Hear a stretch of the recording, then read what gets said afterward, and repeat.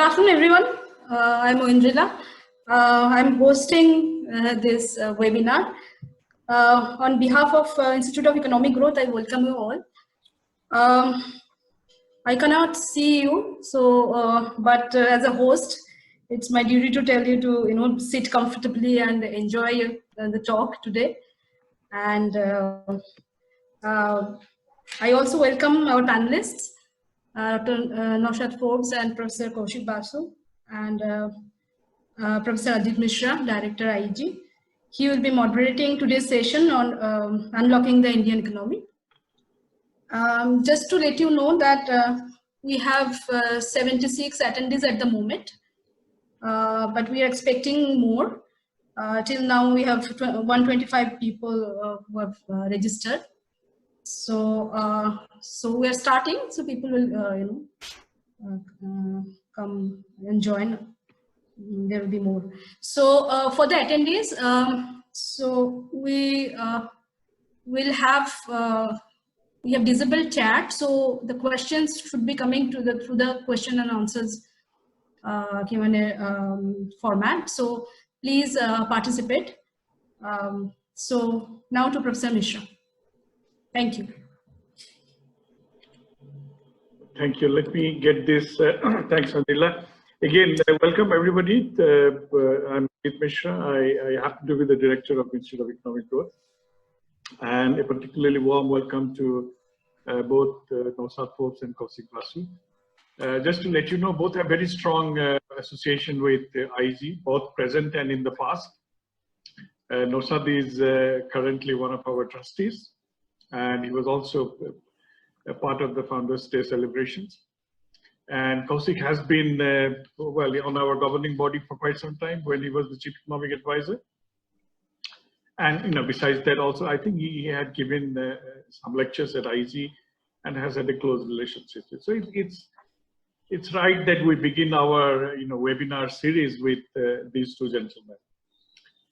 And there is a difference in what they do also in some sense. Naushad is a business leader. He's a leading figure in the corporate sector. He has been the president of CIA.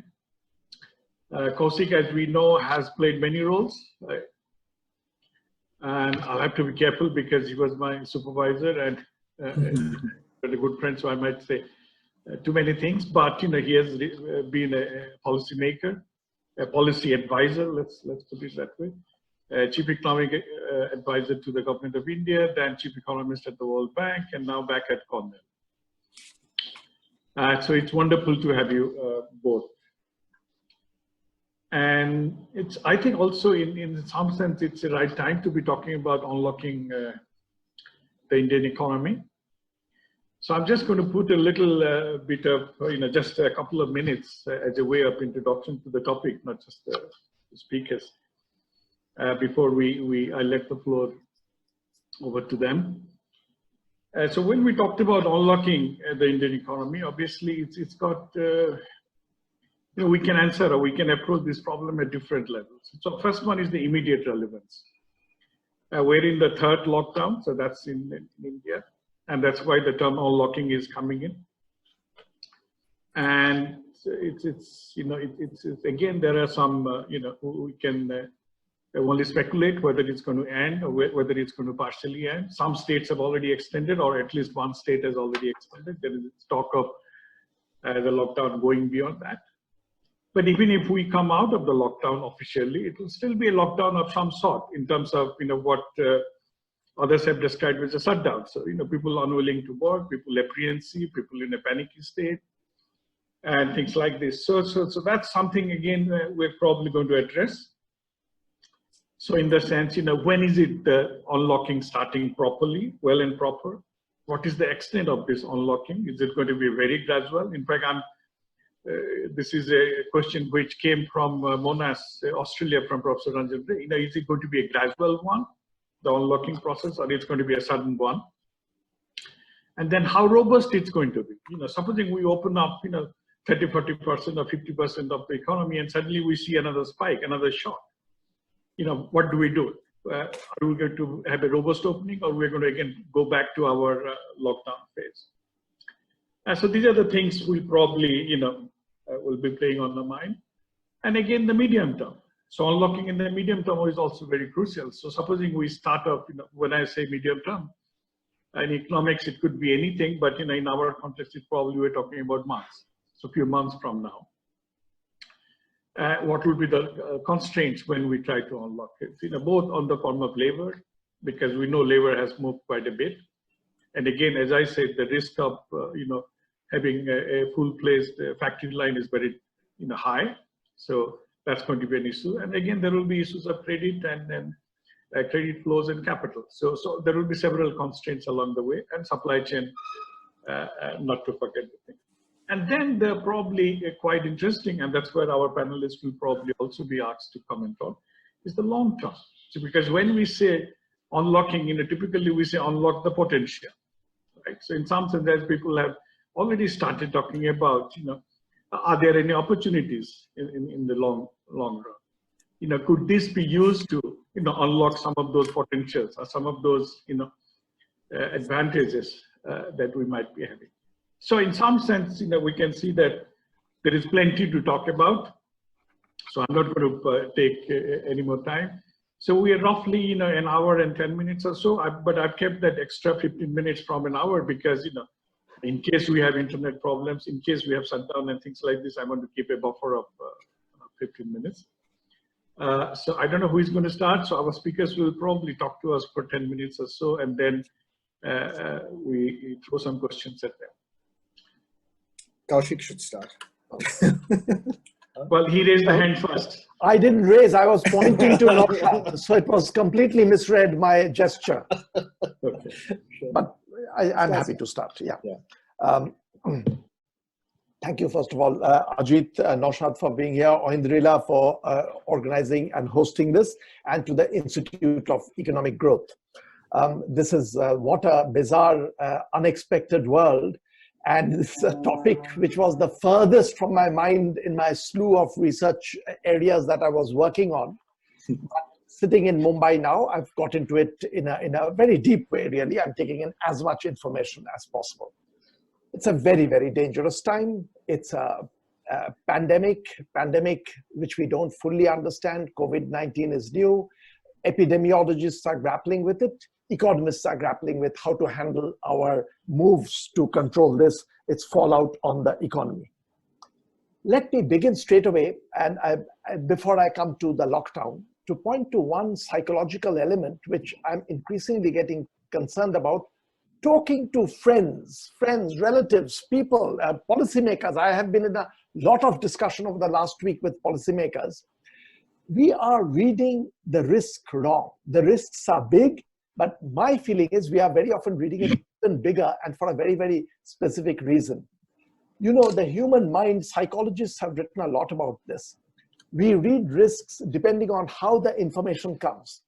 So very often, even if you read masses of statistics, when someone on social media posts one incident of one person, a particularly dramatic one, that tends to drown out the statistical information that you have in your head. This is called salience. George Akerlof has written about it. Psychologists have written for a very long time that masses of statistical information you'll drown out by the kind of information we get in social media, because that occupies our brain. And I feel that is playing a role. But there is also something else. When we look at COVID numbers, I'm increasingly of the belief that two things we must do. Rather than the incidence of COVID, look at COVID fatality, the number of people dying by COVID. That can be misreported, but the number of people getting COVID can be misreported much more. And number two, and this I actually hold Western nations a little responsible, because throughout they are being relatively small countries, it's got used to reporting numbers without a population correction. And this, I think, has played havoc through Africa, through a part of Latin America, South Asia, where we are not making population correction. Once you begin to do that, look at COVID fatality with population correction, the differences are so dramatic that you cannot ignore that. Let me give you a few numbers. Spain, people are talking about Spain and Italy. Of every 10 million people, number dying of COVID in Spain and Italy is somewhere from 5,000 to 5,500. 5,000 to 5,500 people dying of every 10 million. USA is much less, actually. It's 2,200 for every 10 million. So immediately, US, the fatality risk is almost 1/3 of what you're getting in Spain and Italy, but it's not just Spain and Italy. UK, France, Belgium, across the board in Europe. Come to Africa and Asia. So where we had numbers like 5,000, 6,000, 4,000, USA 2,000 something, India is 10. Sri Lanka is 4, Bangladesh 10, Pakistan 10, Indonesia 30, Kenya 5, Nigeria 5, and I've just picked a couple of examples, but across the board there's that difference. Should we ignore it? I feel no. We have to allow for the fact that there are certain things, maybe because of tuberculosis in our region, because of malaria in our region, we have picked up different immunities. We have to keep that in mind. Some people will tell me that, okay, this could be the start of a wave. I agree, we know so little that we have to be prepared for that. But preparing for the start of a wave and then remaining hunkered down for too long is a mistake. After all, we knew a virus of this kind could break even 2 years ago. We couldn't have locked down 2 years ago and kept our heads buried. The question that we were chatting about before we came into this is that we don't know actually when the next wave will come. It could come 6 months down the road, 1 year down the road. Yes, we may have to put some of the lockdowns back again in place when it comes up again, and that is no failure. It's an unknown trajectory of the disease, and we may have to make adjustments that we are going through. Let me come more directly now to the unwinding from the lockdown. I feel the first steps that we took in India were correct. You do need to get in discipline. You do need to get people to follow rules, and actually we did that very, very quickly. But we have to be careful here on, because the language around the world is changing. If you listen, I've been on several meetings now where people are beginning to get more worried about the economic fallout, including possible deaths by that fallout, because food shortages and all can break out in emerging economies, and we can get deaths out of that. So the talk is increasingly becoming that, and countries, and very prominently recently, Macron and Angela Merkel making statements of the kind that we know the dangers are there. And it could, in fact, crop up even bigger. But we also have to allow the economy to function. Here we have to take those steps. And if we don't take those steps of unlocking properly, the country, despite its great possibilities, can run into problems. First of all, on the word lockdown, I have an objection. We've got so used to one single word for what is actually a spectrum of behavior that we have to be very, very careful. The Oxford studies, which have become very well known, are breaking it up into 8 components. And I feel in India, when we unwind from the lockdown, which I believe we should do quick, but unwinding doesn't mean you give up on everything. You go through those 8 items or break it up into more items, 20 items, and hold on to some lockdown elements, begin to ease up on others. For instance, I have a couple of examples. Large gatherings, you'll have to keep that blocked. You'll have to have rules. People over a certain number can't get together. Schools is more disputed, and in the West and also in East Asia, the language is changing. Taiwan has its schools open. There are many areas where they are beginning to open up schools because they are worried about long-run loss of human capital and also fear psychosis, or all kinds of psychological damage.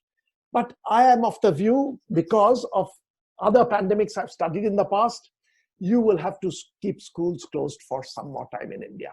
So I would minimally do the following. 1 more month, make it very clear at the outset, we will take stock of what we do to our schools in the middle of June and make another announcement. Till then, the schools remain closed. Factories, farms, mobility, you have to start up. There are small risks out of that, but you have to start up, because otherwise the blow on the economy will become a crushing blow, which we will not be able to handle if it comes on full swing, that blow. So we will have to have rules, and you can have all kinds of rules, and you can have people monitoring it. So India can become a bit of an example. At bus stops, there are officials standing and making sure that buses are only half full. Buses are air conditioned, windows are open. So simple rules that, and we do know that from open spaces, the transmission is much less. So buses with windows open, even trains, local trains with windows open, with half full compartments will make it much safer. And there is a small risk. But again, remember, India right now is about 1,000, even compared to Germany, it's 1/800 is our risk. If it goes up a little bit, we will come back and act again, but begin to open these economies up. We have talked, economists have talked at length about putting in cash subsidies, food subsidies, as we are doing that. And I agree with those. Food subsidies are important, healthcare is important. But I want to point to something which is also close to, I know, Naushad's own interest, which is not being talked about enough. That beyond the point, if you have a completely closed economy and the government gets in only through rules and regulations and making direct delivery to people, you will not succeed. History is replete with totally controlled economies which have been disastrous failures. So yes, right now, of course, we are unwinding slowly. There will be rules, and you will try to reach food and all directly. And I do believe we should spend a greater share of our GDP for direct benefits, but you have to allow space for the market. And over here, a little bit of conventional economics, since most of you are from an economics background, the invisible hand of the market, which the idea which goes back to 1776 to Adam Smith's work. Usually when we talk about this, I'm on the other side, reminding people that, you know, the invisible hand should not be left completely free. You do need regulations to curtail that. But I feel today we are at a juncture where we need to remind the opposite, that the invisible hand has also evolved over thousands of years as human society is changing. To suddenly try to artificially replace it with bureaucrats giving out orders, police people carrying out those orders, and government making deliveries, you will not succeed. And the markets are responding to that concern about India. And that is something, allow me, Ajit, if I may have another 4 or 5 minutes, I would just elaborate on this a little bit and then I'll stop. We have to keep this in mind. I'm just remembering the first time I met Naushad. Naushad may not remember. This was Mont Pelerin Society's meeting in Tokyo, where in fact I was a bit worried because Mont Pelerin's position was the invisible hand and nothing else. And there I was trying to make corrections that you need other things. So today I am actually pushing in that direction, that you also have to remember the invisible hand. Now, on the invisible hand, here is the thing that we have to keep in mind, that India has been doing well, and it has a record historically. This goes back to the 1980s and 70s. We were a license permit Raj. The system of permits was removed formally in 1991, but these things, of course, leave psychological scars. And it's taken a lot of time for the markets to be relatively free, individual decisions being taken, and we've seen the benefit of that. India is growing well. Ease of doing business. I've been a critic of many government policies, but one area where India has actually done very well over the last couple of years is ease of doing business. And I've been very intimately associated with the doing business in two ways. When I worked in the Indian government, I was among the few lone voices saying that we have to work hard on this indicator and India has to do better. And then I never knew that I would join the World Bank, which works on this index. And then I was still continuing to say countries have to work on this. India has moved up from roughly 130th among 190 countries to now I think it is 63rd, which is a remarkable achievement. So though India's growth has slowed down, no two ways, over the last 2 years, growth has been slowing down, and that's very worrying. Doing business, India has improved quite drastically. So the opportunities are there, but I feel over the next month, if we continue to bungle and have controls going up, ordinary police people exercising more say, corruption will begin to increase, and global capital is exiting from India more than from many other countries. Vietnam, Hong Kong, Taiwan, even Mexico positioning themselves to get more business coming in, and we cannot continue to talk about the two businesses that are moving here. when we know that there are many others that are moving elsewhere. But all this is very recent worry. What we need is an exit strategy, and we should say this honestly, that look, no one is 100% sure what's the right exit strategy. But here are the rules by which we want to create space for the private sector, for small industries, for small self-employed people, the street corner person, so that they can begin to function. If we give that signal right, I feel India, given the work that had been done earlier, we will come out of this actually better. But I feel 1 month is a very risky time, and there are some signals that the global market is fearing India is going to slide into a controlled economy, which will be very, very damaging. Let me stop with that, and if there is a discussion of the long run, I can come back later. Thank you very much.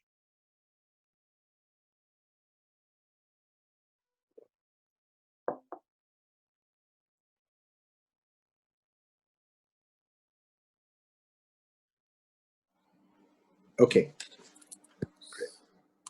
So, Ajit, thank you very much for the invitation. It's a pleasure to be with you. And Kaushik, thank you for that wonderful introduction. See, now you all know why I encouraged you to go first, because you've set the stage for us so perfectly. I think I'll make 5 points. And you'll see that they complement what Kaushik said very nicely, I think. First, we are indeed in an unprecedented situation. It's unprecedented in the extent to which the world has been affected. It's unprecedented also in how the world has responded. Even if we accept a very broad definition of lockdowns, and I take Kaushik's point that we should be, I think, much more precise about what we mean when we say lockdown. The world, about 60% of the world's population is currently under some form of lockdown, some mixture of those 8 attributes that Kaushik pointed to. India, on that same Oxford scale, is at 100% stringency. And this has had a dramatic effect on the economy. We don't yet have an accurate estimate of growth rates for April, but I was doing a sort of back of the envelope calculation, looking at the components of GDP and what would likely have been affected. And I came to a number that was around minus 40%. Something like that is what I would estimate the impact of the lockdown being on the Indian economy. It might be higher. I don't think it's lower. That's also consistent with the GST numbers for April, which I believe are also very low. I think they were around 1/3 of what a typical month reflects in GST collections. So a huge impact, obviously, on the economy as a result of the lockdown. Not only a huge impact, but with each week that we extend the lockdown, the impact is exponential. Each extra week makes it, in a sense, worse. And it makes it worse because of 2 reasons. First, that the people who've been most affected by the lockdown are those who are the least advantaged, those at the bottom of the pyramid, in particular those in informal employment occupations. And in India, as you know, informal employment is 80% of all employment. And this employment carries with it almost no protection. The people concerned they live day to day. They have no cushion to fall back on, by and large. And they've been the most dramatically affected by the lockdown, as they've simply lost livelihoods on a massive scale. CMIE estimates that around 120 million people became unemployed between the first week of March and the first week of April. That's again, massive number. And this loss of employment it shows both in the numbers on labor force participation. We were amongst the lowest in terms of labor force participation. I think we were around 42, 43% in March. It drops to about 35% now. Unemployment within that 35%, it was around 7-8% of the 42% in March. Now at around somewhere between 27% at its height in the middle of April, now down to around 21% as some parts of the lockdown have eased. So the first reason why the lockdown has had such a dramatic effect on the Indian economy is because of this informal employment that has been lost by the million. The second is that there has been essentially no enterprise support by the state to date. We've been recommending various things to the government from CII, from various chambers. So far, no action in terms of enterprise support. And this lack of action in terms of enterprise support is, I think, now starting to show in companies starting to put together plans to at least start by reducing more informal employment, start by reducing service contracts, and it's going to end, it seems to me, by reductions in employment too, if this extends beyond May. So how do we, third point, how do we unlock going forward? Well, I think we have to recognize that the virus is going to be with us for some time. I think when we started on this 6 weeks ago, 7 weeks ago, the idea was that we wanted to get rid of the virus. And I think we've now come to the view that we're going to have to live with the virus for the next year or so, certainly until a cure, hopefully sooner, and then a vaccine, probably about a year from now in terms of all the testing and so on, until a vaccine is actually in place and has been administered to, at the end of the day, 1.3 billion people. So we have to probably live with this for this next year or so. And if we have to live with it for the next year, then how do we live? How do we unlock the economy such that we live as normal a life as we can, but a life that's at the same time addresses health concerns and safety concerns to the extent that we can. We've recommended some things from CII. We produced a paper on this a few weeks ago, and the title of the paper, I think, is what I'd like to use. We said, towards an organized, safe and sustainable reopening of the economy. And I think all of those words are important. You know, it needs to be organized, it needs to be safe, and it needs to be sustainable, in that one needs some predictability of how things will unfold going forward, even with the uncertainty on the health side of how the infection might spread, be limited, but might spread in other pockets again. And what we've recommended is very consistent with what Kaushik was saying. First, to reopen manufacturing across the board, and not to try to control it, but to reopen manufacturing without exception. Because supply chains are completely intertwined, and trying to draw these distinctions between essential and non-essential, between input products and non-input products. I'll give you a small example. Pharmaceutical products obviously have always been essential, part of essential services, right through from day one. But there were several companies that could not produce for a very simple reason, which is that they couldn't buy the gum that they needed to put the labels on their bottles. Now, this is not something that you would normally think of. People address the labor supply. They addressed even the labels that needed to come into the plant, but they didn't address the gum that needed to come into the plant so that they could stick the labels on the bottles. So you have this completely intertwined economy, and trying to draw a distinction between essential and non-essential is a formula actually for continued logjam and continued constraints on the economy operating. Second, I absolutely agree again with Kaushik on the importance of getting movement going. it seems to me that one of the most damaging things that we did early on was our wish to somehow control logistics. And in the process, we've really stopped the movement of goods around the country. I'll give you an illustration. For the last 3.5 weeks, we as a company have had permission to operate one of our plants because we supply to essential service companies. And we've been struggling to get that plant operating at even 10% of capacity. And the reason is because of logistics. Because when we want to start operating the plant, what do we find? We find that, well, to get people to come to the plant is a challenge because we have our own buses and so on, but the bus drivers need to operate and need to move around to get to their buses.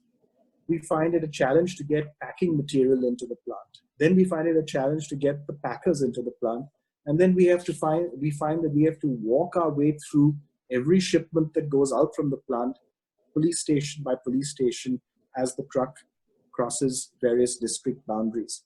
So really getting movement going again, getting logistics going in a full-fledged way, we shouldn't have stopped that. Getting it all going again needs to be somewhere near the top priority that we have as an economy. Third, I think we need to leave our morals, I was going to say at home, but given that we're all working at home at present, we should leave our morals at work. And, you know, in the last day or so, I'm sure many of you must have got these WhatsApps about these queues that suddenly developed at liquor shops. We can take whatever moral view we wish of that particular issue. I would just say that we shouldn't get diverted and try to solve problems that we do not need to solve. Why not let liquor shops stay open all the time?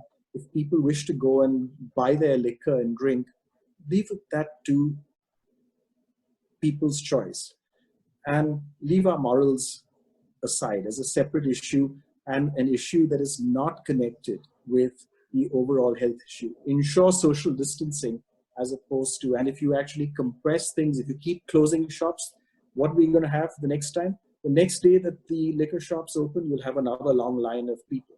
But if people know that they're going to be open every single day from now onwards, then if you have a really long line, maybe people will decide, okay, I'll come back here in 3 days when there isn't one. So the other two things that I'll mention is, which we've also recommended from CII, is that the key interventions are actually on income transfers through using direct benefit transfers to people at the bottom of the pyramid, especially those people in the informal sector who lost their jobs, because they're the ones who are the most needy. We see this unfolding on our TV screens. And the second area that we have recommended is to use wage support for enterprises more broadly. So we've said what we've recommended is 3 months' wages being provided by way of additional loans from the banks, but loans at 4 to 5% interest. Why 4 to 5% interest? Because the banks today have about 8.5 trillion rupees sitting with the RBI, earning a little over 3% interest. And we've said that if the government guarantees these loans for 3 months' wages, banks can then lend the money out at 4 to 5% interest to companies, whether it's a small shop, whether it's a large construction company, whether it's an MSME, or whether it's a regular manufacturing company, whether it's an airline, to lend the money out to support wages. And to support wages, why? Because if we have widespread wage support, we're creating, it seems to us, a foundation for a much faster recovery. So the last comment that I'll make is around where do we go from here and what can we expect going forward. You know, there's a lot of discussion on, you know, can we have a V-shaped recovery? Can we have a U-shaped recovery? Or is it a bathtub-shaped recovery? Or is it an L-shaped recovery, meaning no recovery? Or is it a Nike swoosh-shaped recovery, which means that we do recover, but over a long period of time. And probably the greatest prospect is of that sort of Nike swoosh shape recovery. Why? Because going forward, there will be significant opportunities, but we'll have to develop those opportunities over a period of time.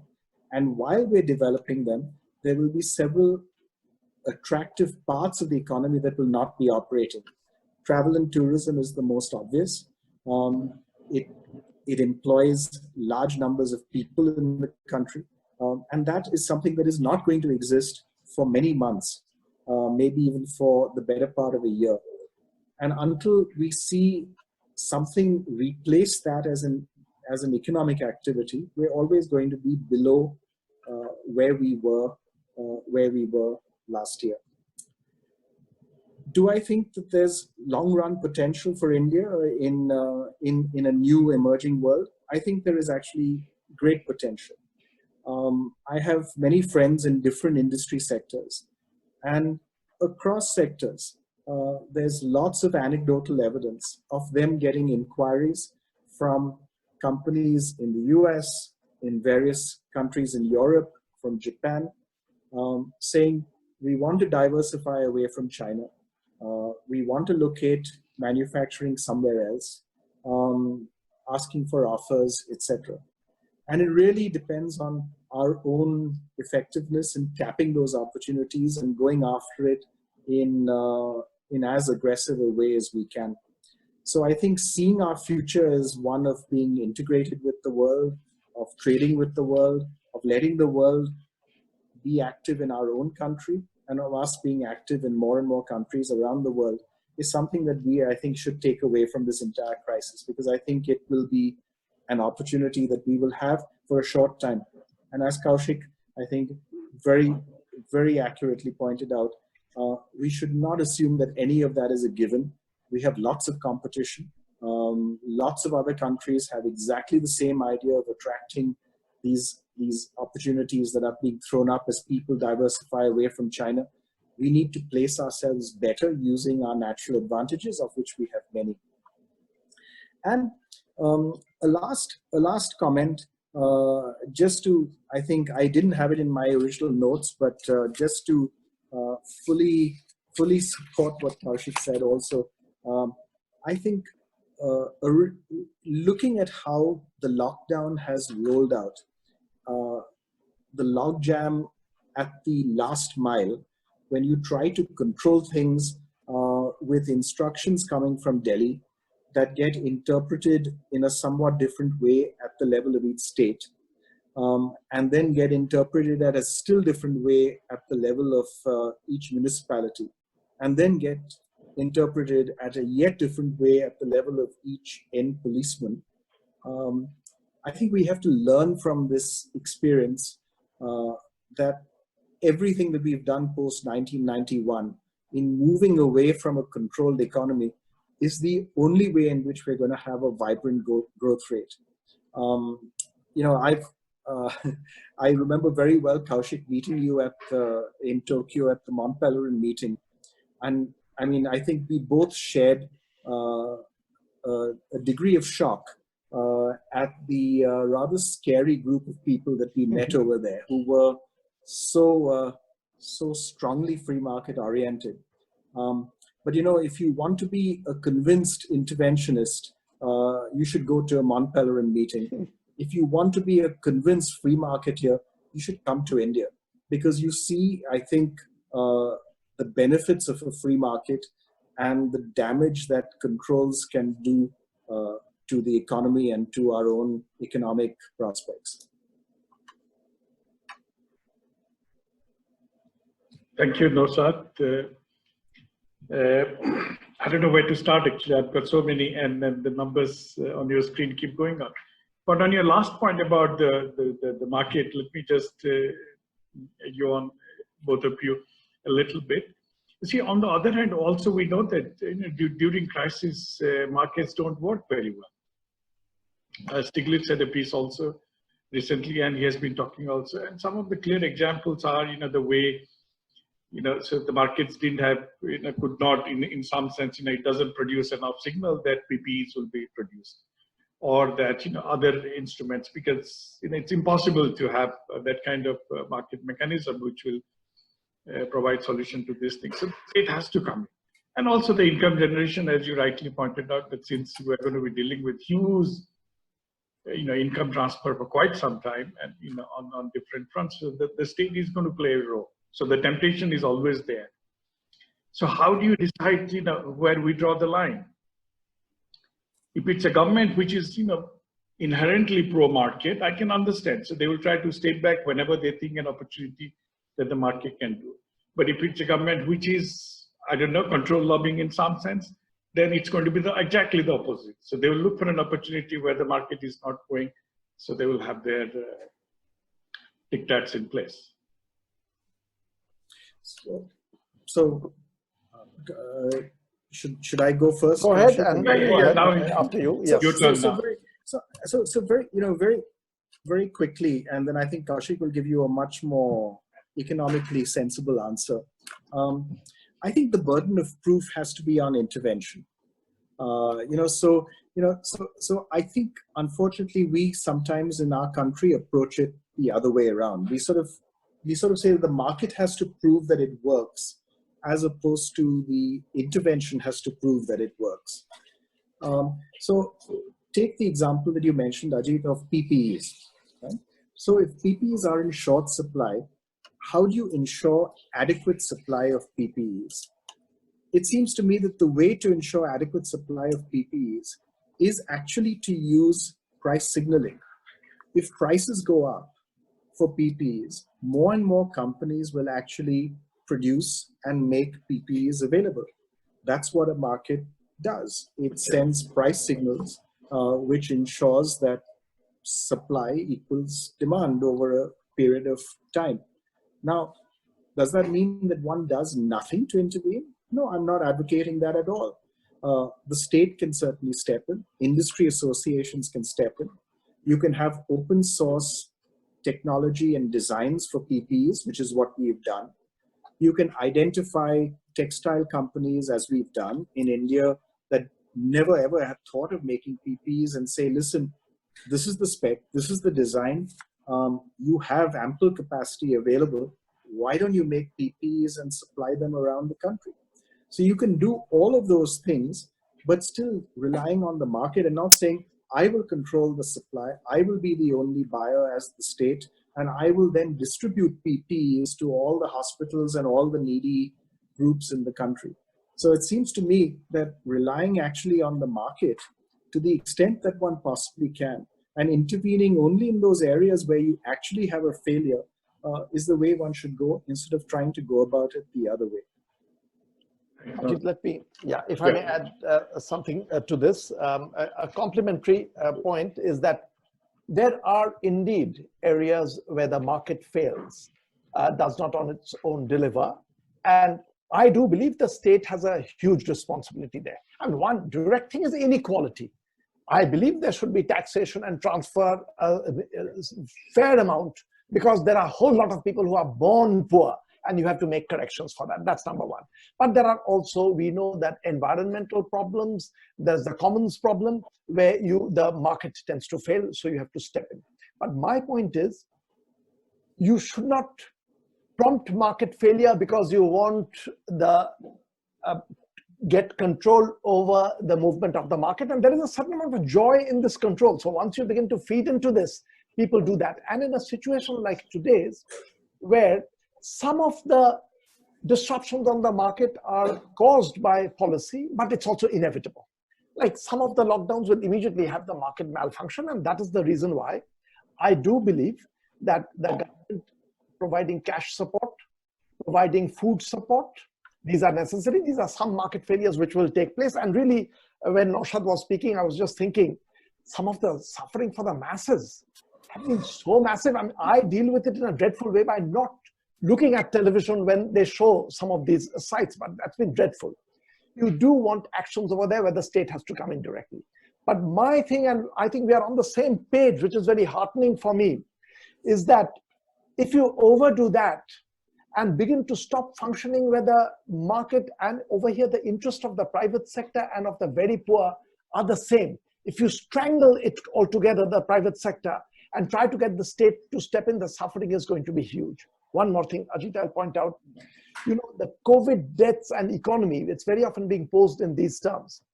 COVID death, pandemic deaths take place at a point of time very well observed. Economic suffering takes place through a withering away. People get worse off, and we know during famines that in the beginning you don't pick up the numbers because it's a withering away that is taking place. So we have to be very sensitive to that, and very curiously, that sensitivity means that you must not try to take charge of everything and deliver. You have to create space for the private sector, for the small producers. Thank you, Kaushik. There are quite a few questions. I'll leave it to you whether you answer this or not. That's addressed to you. There are quite a few on the migrant labor. So obviously it's got on the migrant labors, yeah, and in particular the reverse migration. And so I'm basically combining all these questions. I'm not going to be naming my colleagues or others who have sent these questions. So in general, there is this feeling that, so we have two models. The one is the UP model, let's say, where the migrants who are returning will be made to do some work on infrastructure projects and things like this. So basically finding employment for them, and which might not be the most productive so far as their skill set is concerned. And then the other hand, you have the Karnataka model where you just cancel, sending them home. Okay, there will be a little bit of, there might be a lot of displeasure right at the beginning. It might seem unethical also, but if you get over this phase, it's probably from an economic sense, the efficient thing to do so that they can be re-employed in the same manufacturing sector, and we can kickstart the economy. Okay? So people have kind of asked your views on it. Where do you think we should head for? I can jump in. I'm sure Naushad will have also something to say. I'm actually quite clear on this. Karnataka, I was liking many of its first moves that it was making, but very disappointed with this. I feel it is unethical. You can't stop people from going back home or wherever they want to go. My view is the following. You should allow people, that freedom is a fundamental freedom. People should have the freedom to go wherever they go. Of course, there are situations where you have to stop transportation because the dangers are so big. But right now, I'm in favor of opening transformation, so they go back. But, and again, I'm coming back to things which Naushad was saying earlier. After they go back, for some time, you will have to support them where they've gone back. So they've gone back to UP, they've gone back to Bihar. You are providing them with direct support there. But let the economy function. And I'll tell you, within a month, there will be natural flows of people going back again to work. And we will get used to the fact that there is a bit of a risk of COVID. This may be with us for 1 year, 2 years. We'll have to live with that. But we've lived with those kinds of risks from malaria to a variety of things, where actually the death is much greater. 10,000 people per annum is malaria deaths that take place in India. So we will get used to that. So my point is, allow people to go back, provide them support where they are, then keep transportation open with rules. And if we do allow the economy to function, within a month and a half, 2 months, people will begin to go back to where they were or to new places. The economy is going to see a certain amount of churn. Yes, I agree fully. I think that, making exit easy is the best way to make entry easy later on, because I think people will be encouraged to know that they can always go back. In fact, if we made it easier for people to go back when they wanted to, providing them with a safe place to live and food and accommodation while they were here, before they were able to get transport back, and then arrange the transport, I think it would make it that much, it would be both humanitarianly better, and it would be better in the longer run also in terms of people then wanting to come back. But I wanted to add one longer term thing. We have this strange situation in the country when it comes to labor laws. Our labor laws are all about protecting the 20% of the total workforce that is formally employed, and not at all about protecting the 80% of the workforce that's in informal employment.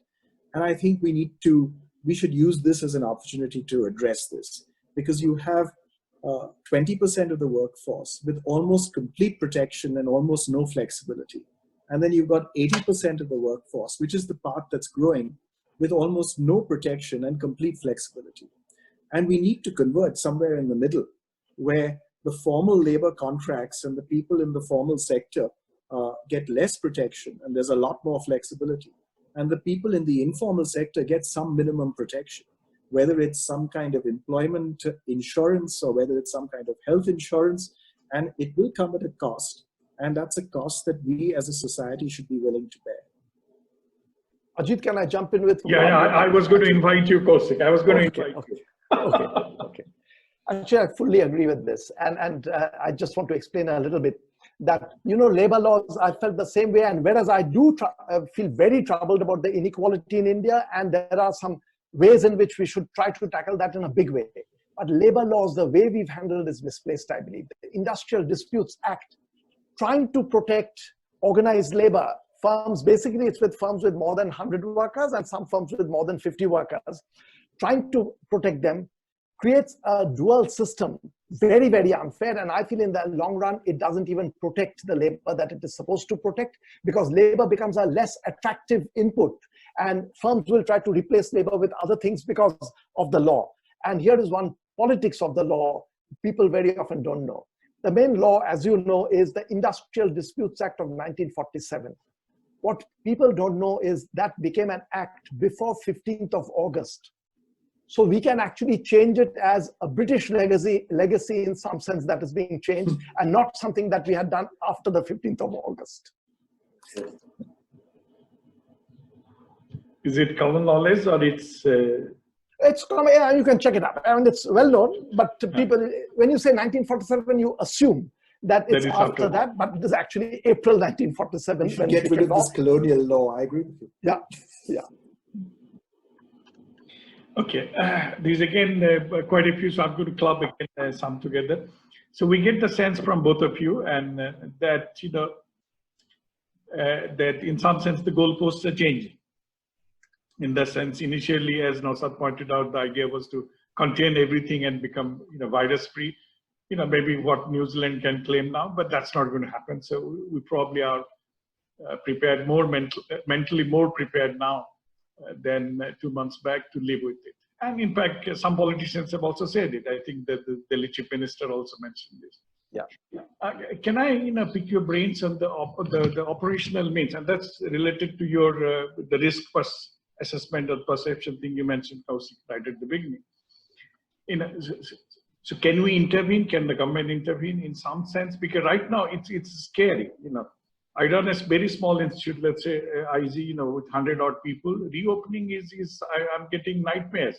I'm asking every Mali saying, are you all right? Do you have this? Do you have a smartphone? Because everything, the head of the institute or whoever, the corporate, responsible for this, will be taken to task if anything happens. Okay. So do you see any response, any steps, any interventions which the government could do, which the press can also, the media can take, which will make that, it's something we can live with? Because right now it seems that we cannot live with this. So if I start with your New Zealand example, my favorite quote about New Zealand is by Oscar Wilde. Oscar Wilde had this wonderful quote where he said, there is this world, and then there is the next, and then there is New Zealand. He was talking from a different context. He was talking from the context of, being a country that mainly lived off the production of primary goods. But I think, what applies to a New Zealand doesn't apply to a country of 1.3 billion people. I mean, so I think living with the virus is what we have to indeed do and work around. The point about how do we get people to address the psychological issue. We have to find ways. Ajit, you wrote a really outstanding article on the stigma attached to actually having COVID, and that's part of the same thing. There is this fear the fear breeds irrationality and misunderstanding. And then that shows up in all kinds of ways. It shows up in the stigma that you wrote about.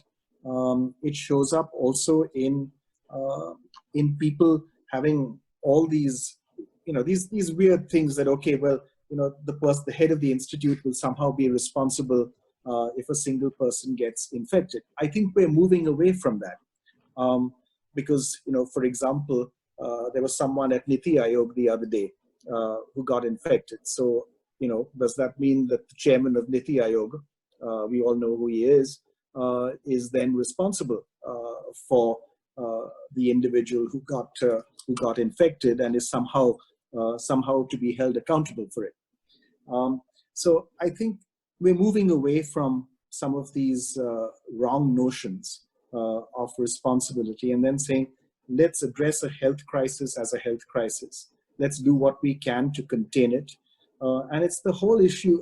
We had a very nice discussion yesterday evening, actually, with Aditya Thackeray, who it's not his area of work, but it was I think a very encouraging discussion. And he talked about the importance of testing, tracing, and isolating as the key sort of, three-way approach to containing the virus. That you test massively, that you trace all the contacts, and then you isolate as much as you can to prevent or at least slow spread. So I think, there is a new understanding in public life that's emerging of how we should contain the virus. And I think as that new understanding spreads in society, I think some of our more irrational fears will go away, and with it, some of our more irrational reactions.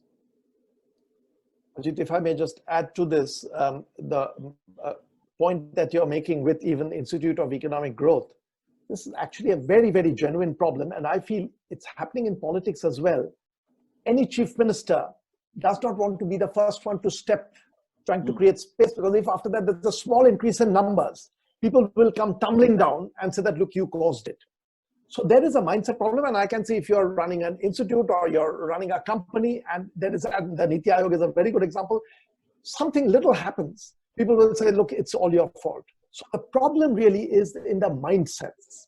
And really that's what we have to work on, because we, again, historically know that during times of stress, mindsets can begin to change, leading to witchcraft. I mean, you wrote about the stigma, basically pointing fingers at one another.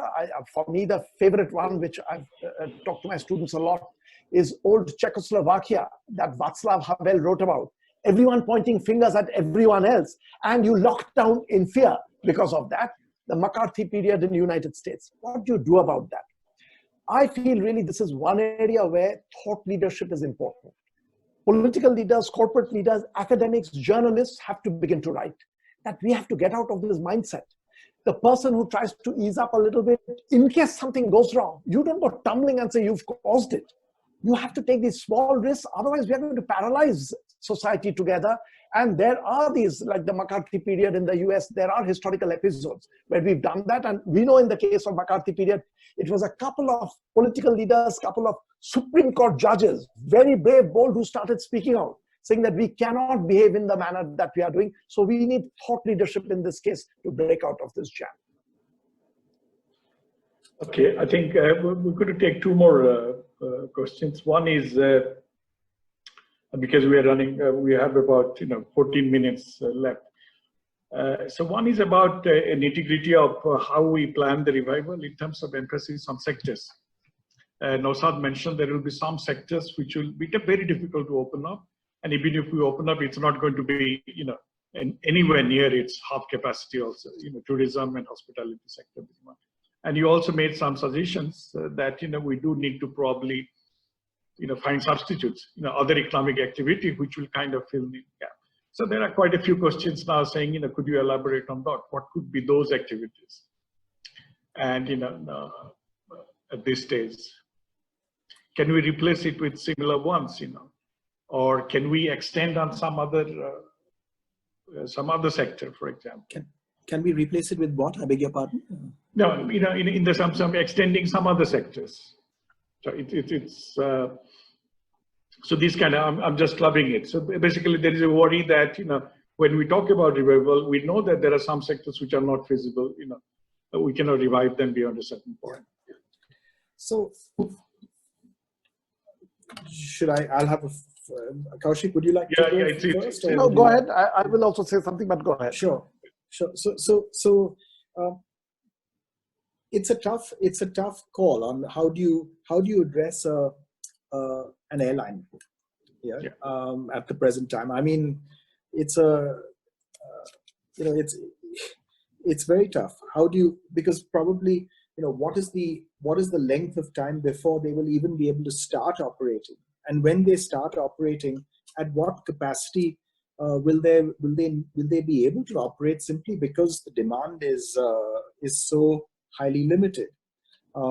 And do you try to preserve capacity for the eventual recovery, or do you instead sort of say, well, let the stronger airlines that can manage survive, and as a result of a few going away, that reduces capacity in itself, and so the ones that are actually left are able to operate with higher prices at a reduced capacity, and so end up being viable operations. I don't know. I mean, I don't know what the right way is of approaching this. The US has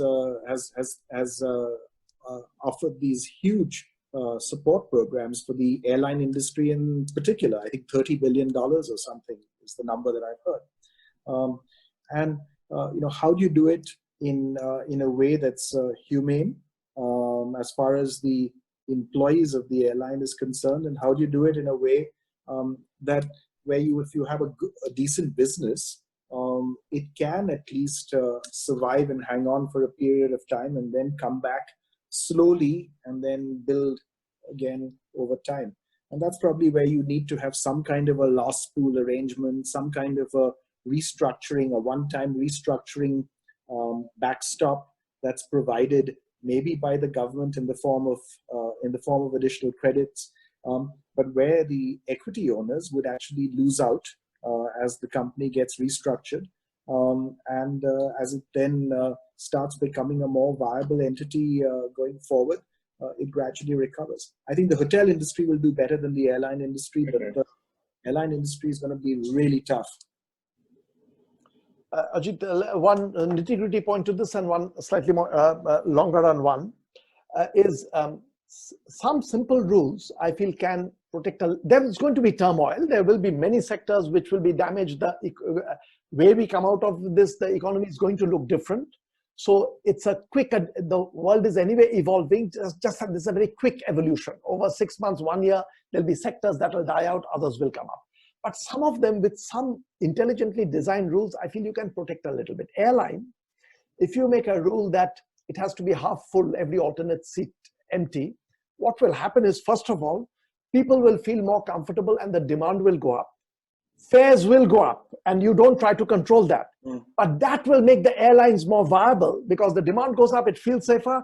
Fares go up because it's half full that is flying, but it'll hobble back a little bit. So don't try to control at that stage. And you give subsidies to some people to travel if you want, but don't tamper with the prices. So there are some of these mechanisms which can be used for trains. Also, you can use that. Taiwan is using, in trains, you're putting in curtains between people, spacing people out. Again, fares, if you allow them to rise, fares will rise, but it'll make it viable. Number two is the bit of the longer run thing. What Naushad is saying again is absolutely correct, that there is a sector from tourism to the way to think of this is hospitality is going to suffer. Tourism, flights, travel, airline, hotels. But hospitality to healthcare, to me, is first of all an immediate thing and also a long run thing. Immediate, you're seeing some very good moves. These are sort of benevolent moves. The Taj Hotel in Bombay has given big space for doctors between their rounds. When they want to be quarantined, use the Taj Hotel space to do that. That is, of course, an immediate reaction. You're using the hotel space for something that is needed. But I feel long run, we are going to see the healthcare sector is going to become much bigger, I feel, worldwide. And especially in countries like India and United States, where general healthcare is very poor, we are going to see double growth. One is we will provide to more people. And I feel overall, our consumption of better health is going to be the big consumption rise. So allowing and enabling the hospitality sector to move into a greater healthcare sector is something that is going to, adjustments are possible. You will begin to use space, and hotels, there is space, you begin to do that. If tourism suffers for 2 years, 3 years, which is possible, you can begin to do that. I somehow feel in the long run, the healthcare sector is going to be, there'll be countries that will come out on top, which becomes the world's major providers of healthcare, and we should take up positions on that. Okay, one more, and I know both of you are kind of have strong views on staying open and staying liberal and stuff like this. So there are a few questions on that also. So again, I'm not naming people who have asked similar questions, but basically the common worry among them is, are we likely to see an increased protectionism in the post-COVID area? Remember, even before pro-COVID, there was a tendency, there was a worry that countries were trying to shut their doors, and so that's the one. And that's again, in some sense, being compounded, because if you recall, 2008 crisis. After that, there was some amount of coordination in terms of G20 countries meeting and deciding on a strategy and things like this. Right now, it seems there is nothing. Each country in isolation. Why country? Within a country, in fact, each state is acting almost in isolation. India, US being examples. So do you see a threat to the non-protectionism or free trade in a fundamental sense in the post-COVID era, or that might be a transitory response and we'll get back to the benefits of free trade, realize that, and go back to the old norm? And also, do you see any threat to these multilateral organizations? Because, we have had the first shot at WHO in some sense. It's not just Trump. There are many other people who probably don't think that they did a great job, and it's probably, that would be good. Yeah, I can say something. I'm sure Naushad will have more to say. So I feel we will see a rise in protectionism. Usually when there is this kind of strife and trouble, that's the instinct. I feel that will be the wrong move worldwide. So you'll have to work to unwind that.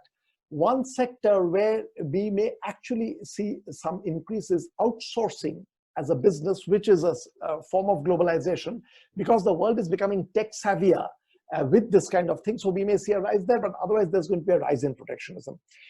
Fortunately, again, I like to believe that wisdom will prevail in the long run. And one historical example which keeps looming in my head, Argentina, which was thought of as the wonder story in the world, up to the World War I, it was among the top 10 richest countries and growing faster than anyone else for a long time. And it was expected it will become the world's leader.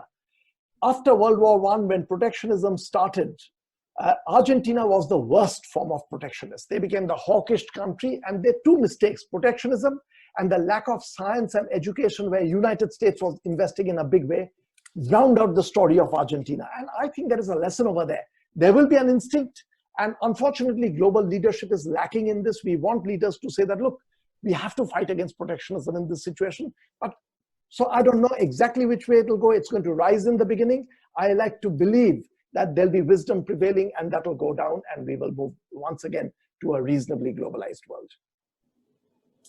So I think the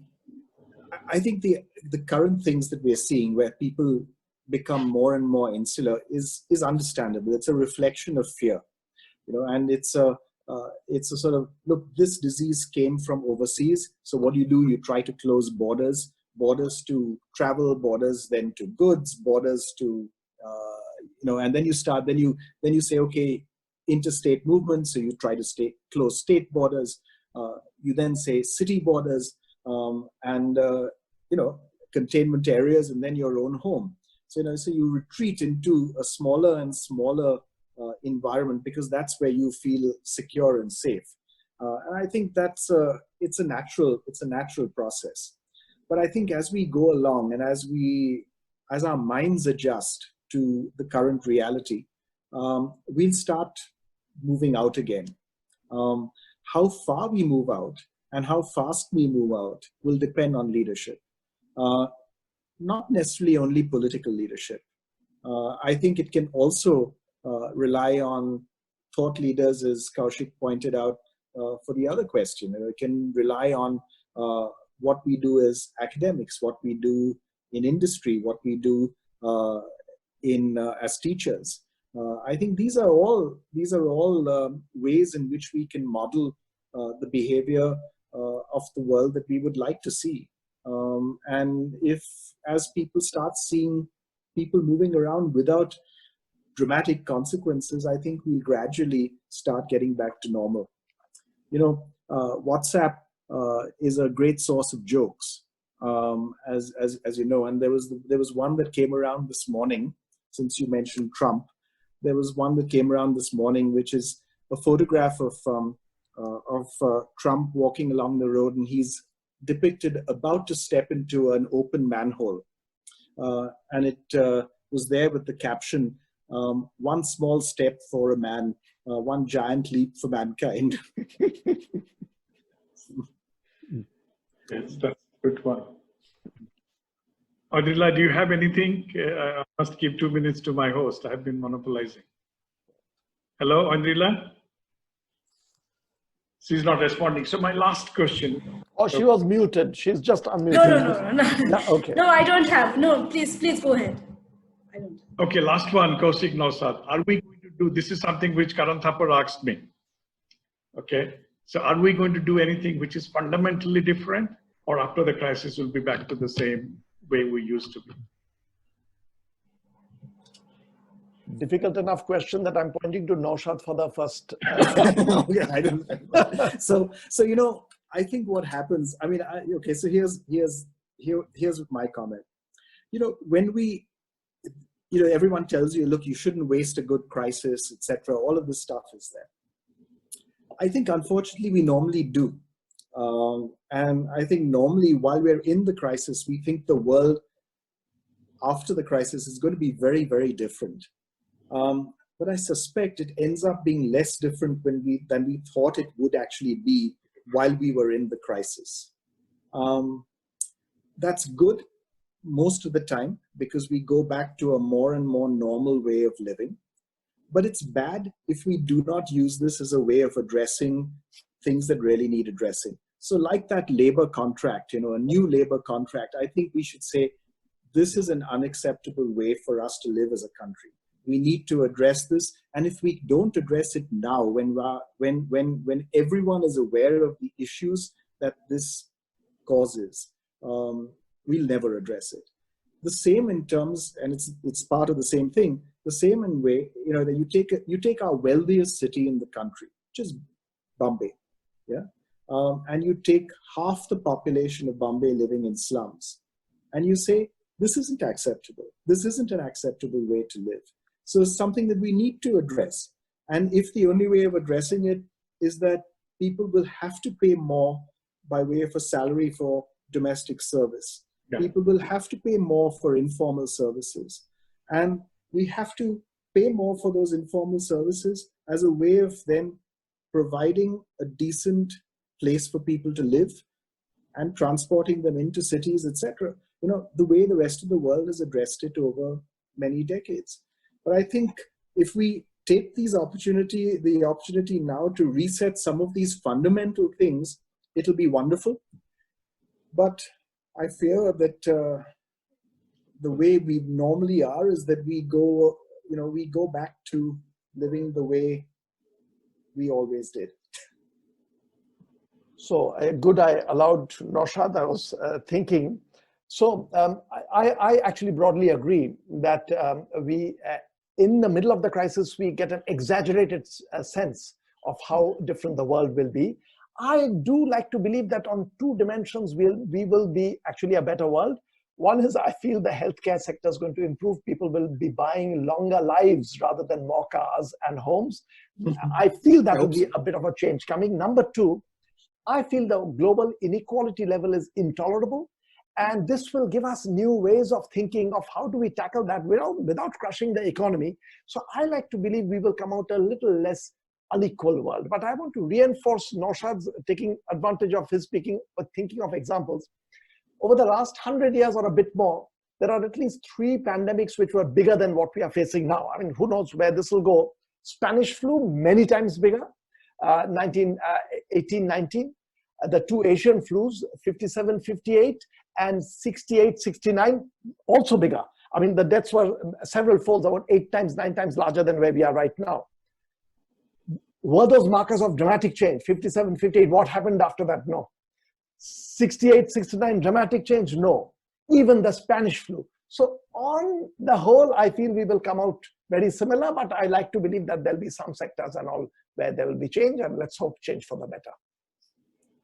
Okay, on that note, so I didn't do too badly when I answered Karan Thapar actually. Okay, so all I said a vague one, that I'll be more positive in life.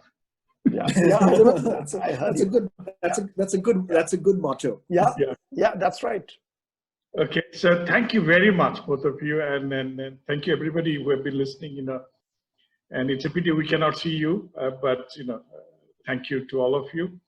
And it's been wonderful having you two both, and it's, you know, some great ideas and great thoughts. In fact, I was just thinking of, you know, 3-4 paper ideas actually.